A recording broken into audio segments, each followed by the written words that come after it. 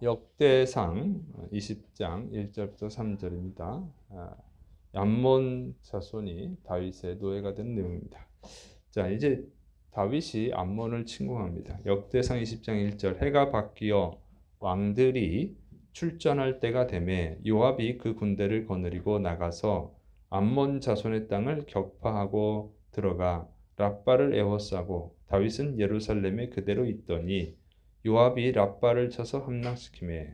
해가 바뀌고 왕들이 출전할 때가 됐다 하는 것은 이제 새해가 됐다는 거예요. 새해가 되고 출전할 때라는 것은 이제 전쟁하기 좋은 계절이 왔다 이런 뜻입니다.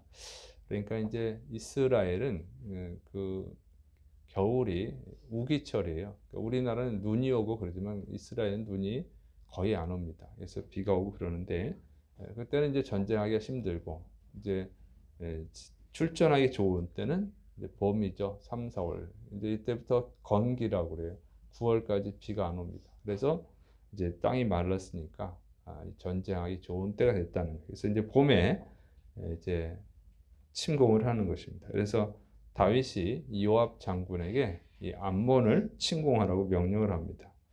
자, 그 이유는 이제 암몬이 다윗이 보낸 그 조문 사절단을 모독을 했죠. 그래서 완전 모독을 시키고 나서 그 다음에 돌려보내고 이 아람 용병을 고용을 해가지고 아람 군대와 함께 이스라엘을 침공했었죠. 그래서 이제 다윗이 물리쳤는데 물론 이제 암몬이 그때 도망치긴 했지만 그대로 놔두면은 다시 또 침공할 수가 있죠. 세력을 키워서 그럴 수도 있고 침공하지 않더라도 그냥 내버려 두면은 다른 나라들이 또 이스라엘을 우습게 여겨서 또 이스라엘에게 똑같은 일을 할 수가 있기 때문에 이제 완전히 이 암몬을 침공을 하기로 한 것입니다.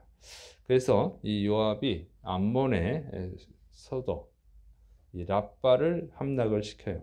그런데 이제 이렇게 간단하게 나와 있지만 사무엘하 12장 26절부터 31절을 보면 자세히 나와 있는데 요압이 랍바 성에 그 물을 공급하는 성까지 정복을 합니다. 그러니까 그리고 나서 가장 중요한 성은 남겨뒀어요. 그것은 이제 다윗에게 상황이 이러니까 오셔서 이 정복을 하라고 이렇게 얘기를 합니다. 왜 그러냐면 요압이 다 정복해 버리면 요압이 다 정복했다고 소문이 나니까 그러면 안 되고 왕이 와서 마지막을 정복을 하십시오 이렇게 되는 거예요. 이게 요압이 지혜롭게 하는 것이죠.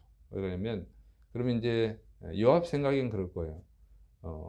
다윗이 골리앗을 이겨가지고 사울 왕이 다윗을 질투했잖아요. 그러니까 또 혹시라도 그런 오해를 받을까봐 요압이 이제 다윗에게 얘기를 한 것입니다. 그래서 다 정복해 놓은 상태인데 이제 마지막만 다윗이 와서 정복하게 합니다. 그래서 좀 지혜로운 사람이죠. 자, 그래서 이제 다윗이 군대를 이끌고 와서 랍바를 완전히 이제 정복을 합니다.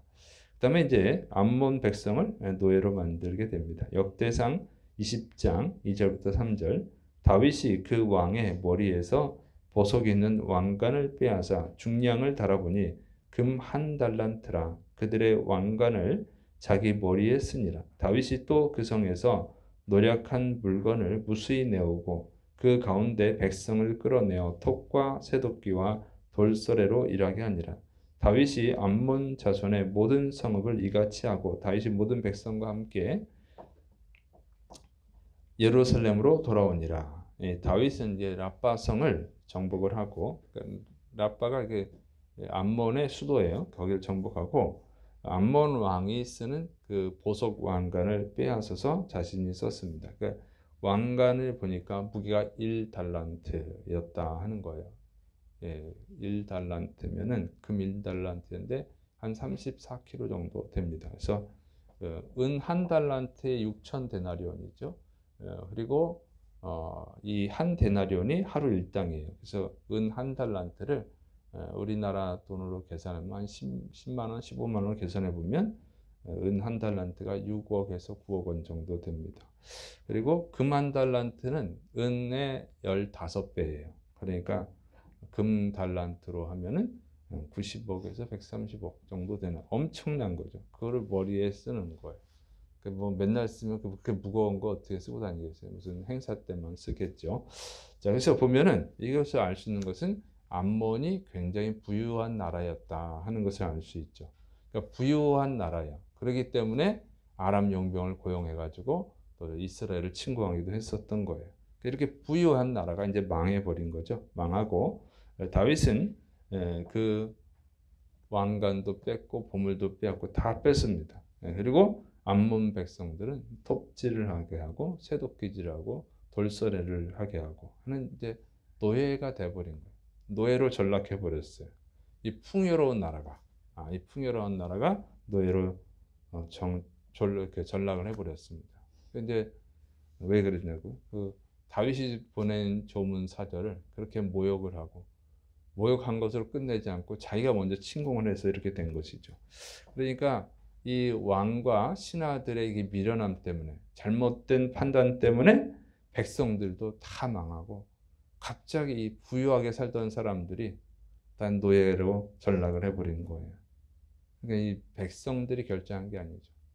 왕과 그 신하들, 높은 신하들이 결정을 한 건데 이 잘못된 판단 때문에 백성들까지 다 그냥 불행하게 되는 거예요. 그래서 이 참 미련한 지도자를 갖고 있으면 백성들이 고생을 합니다. 그런데 성경을 잘 보면은 또 그렇게 돼 있어요. 백성이 약하면 하나님이 심판할 때 그 백성을 심판하기 위해서 지도자들을 미련하게 만들기도 해요. 그래서 이제 암몬은 우상 숭배하니까 그랬을 거로 보입니다. 그러니까 다 우상 숭배에 빠졌으니까 심판하는 거죠. 자, 이 만약에 다윗이 보낸 조문 사절을 감사히 받았다면 어떻게 했어요? 감사했다 그러면 다윗이 지금 굉장히 강대국이 돼가잖아요. 그러면 좋은 관계가 돼가지고 더 풍요를 누렸을 텐데 참 안타깝게 됐습니다. 자, 그래서 우리가 여기서 교훈을 얻어야죠. 나라를 이끌어가는 대통령과 또 국회의원들, 지혜로운 사람들을 뽑아야 된다고 하는 거예요. 그 지혜로운 사람을 뽑아야 나라가 잘 되지.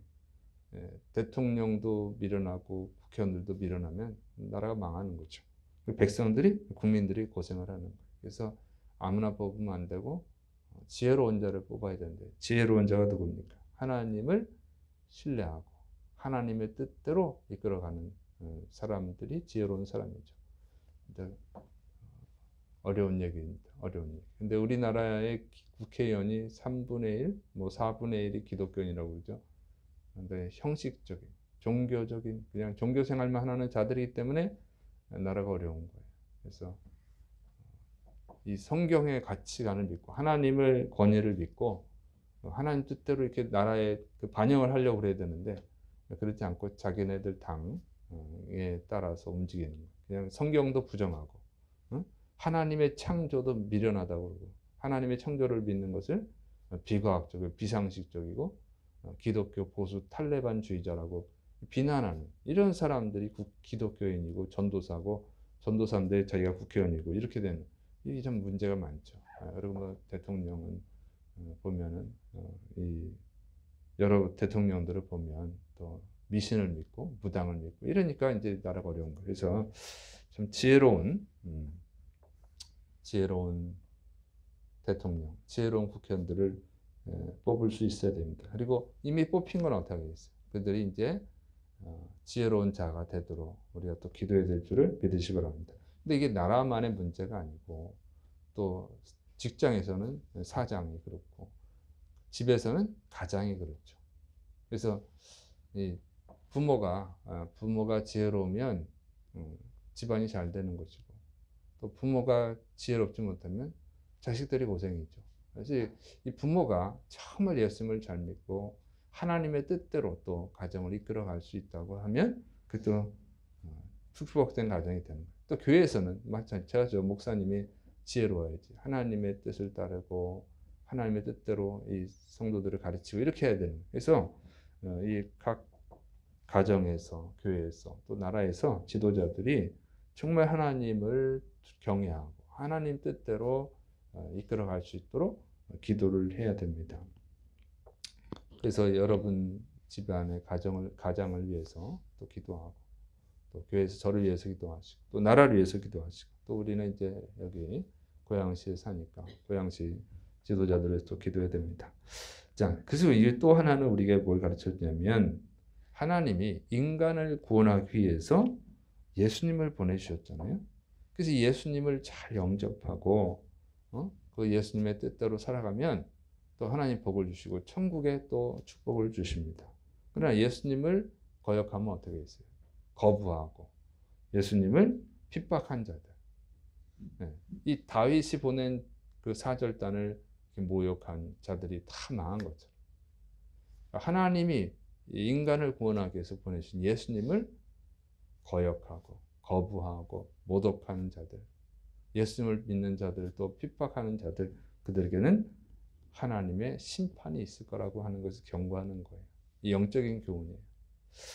그래서 주님이 심판하실 때가 분명히 옵니다. 그리고 2000년 동안 안 왔는데 이렇게 얘기하는 사람도 있잖아요. 2000년 동안 시간이 줄어든 거예요. 그러니까 2000년 전보다는 훨씬 가까워진 거예요.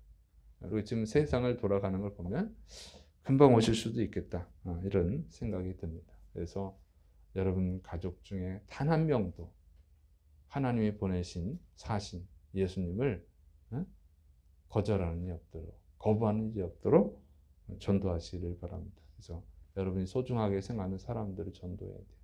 가족을 전도하고 친구들을 또 전도하고 또 직장 동료들을 전도해서 그들이 심판을 받는 것이 아니라 구원을 받고 천국의 축복을 받는 자들이 될 수 있도록 또 전도하시를 바랍니다. 기도하겠습니다. 사랑이 많으신 하나님 아버지, 우리에게 지혜를 주옵소서. 또 우리나라를 이끌어가는 대통령과 국회의원들에게 지혜를 주시옵소서. 하나님을 경외하고 하나님의 뜻대로 나라를 이끌어가는 지혜가 있을 때 또 국민들에게도 축복이 될 줄로 믿습니다. 또 우리 그리스도인들 열심히 이 나라를 위해서 기도하고 전도하게 하여 주옵소서. 주께서 이루심 믿고 예수님의 이름으로 감사하며 기도드립니다. 아멘.